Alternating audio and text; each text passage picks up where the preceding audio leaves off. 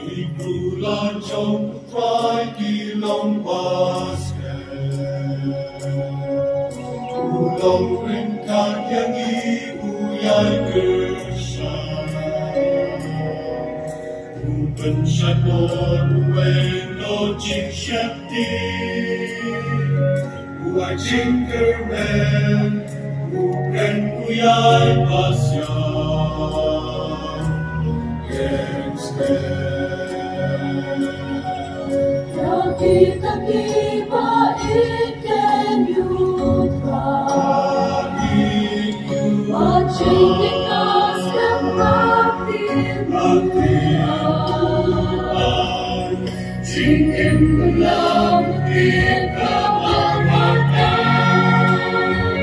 Jingin pankrang, Jing kecung iwan.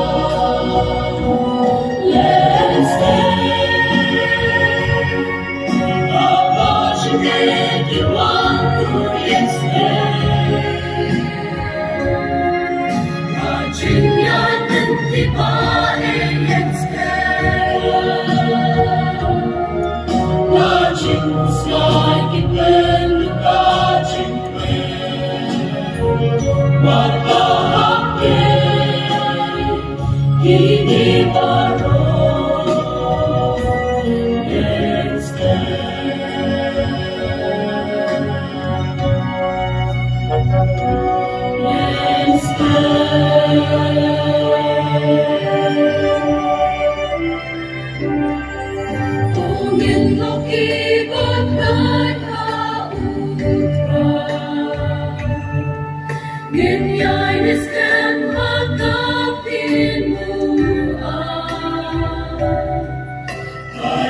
Dia jingin mania shen, Aisyah utran, Ulong bajing kermen.